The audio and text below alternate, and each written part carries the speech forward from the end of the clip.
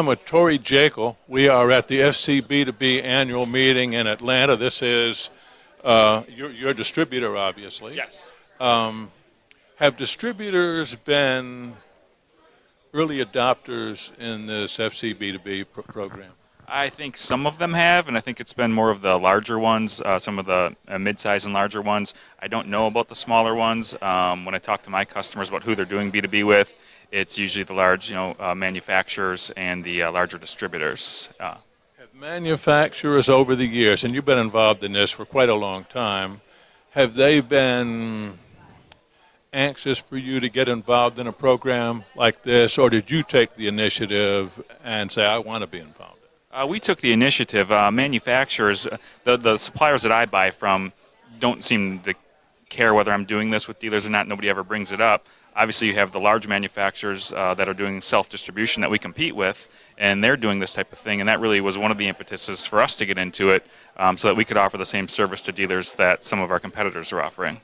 Now, you go to your retail customers and say, here's a real opportunity for you. You can find out what's in our warehouse. You can do all of these things, do them faster and more efficiently. What sort of reaction do you get more times than not from them? What I've been finding is that doesn't usually work to sell it.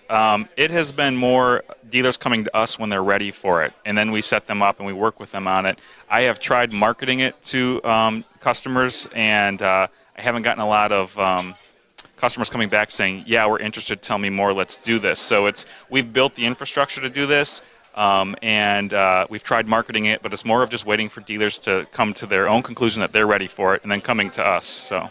Now, I guess for a retailer to even operate with you on this plane, they need to have industry-specific software.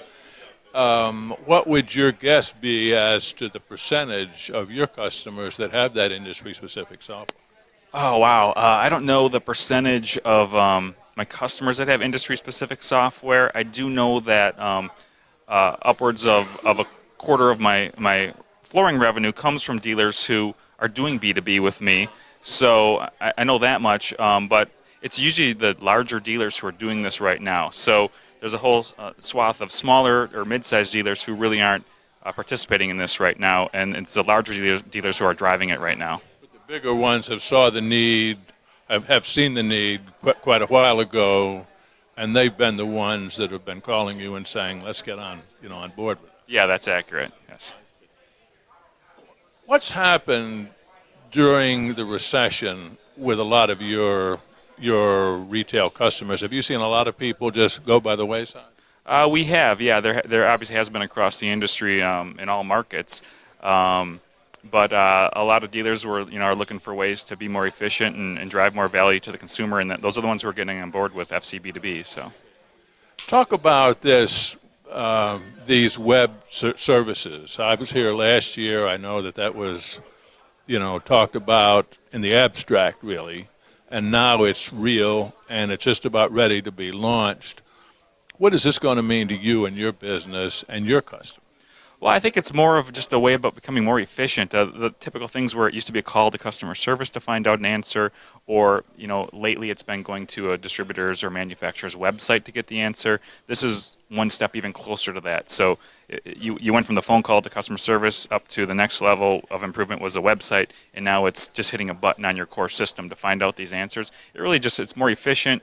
If you have a customer there who maybe you can close the sale, if you're able to say, I can have this for you tomorrow, my supplier has it. It just helps aid in those types of things as opposed to letting them walk out the door and then having to get back to them on lead times and things like that. Well, I guess it really puts floor covering retailers on par with a lot of their competitors in other fields, makes them, moves them up a notch or so. It would seem to me that would be very impressive for customers.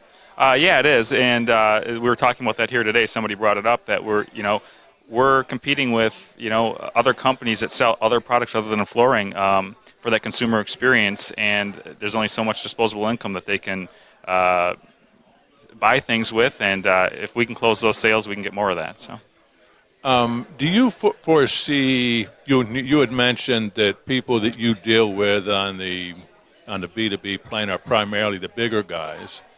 Do you see that changing? Do you see more medium people, for example, coming on board with this in the near term because of this new option?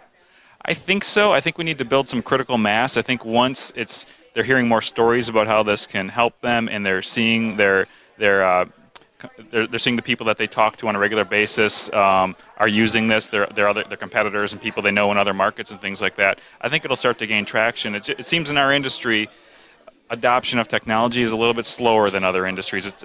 I've been in this industry 20 years now, and it's always been that way. It's a little bit slower, a little more hesitant to do things technology-wise, and I think I was hoping it would be further along right now than it is, but I think we'll get there. I think that they're going to have to, the smaller and mid-sized dealers will see the need for this in order to be able to compete with their competitors who might be larger and are using it. So this does seem to have a little bit more sex appeal than the catalog and other things that have been discussed over the years, so maybe that will light a fire under some people.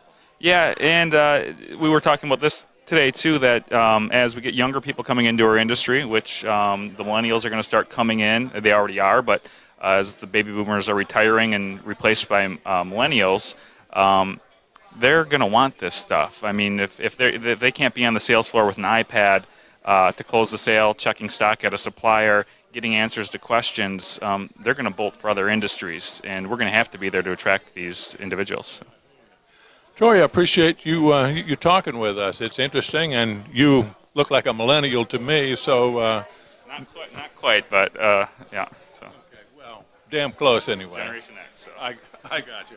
Thanks so much for talking with us. I appreciate it. No problem. Thanks a lot. We've been talking with Torrey Jaeckle. He is with Jaeckle Distributors out of Madison, Wisconsin. This is Talk Floor TV.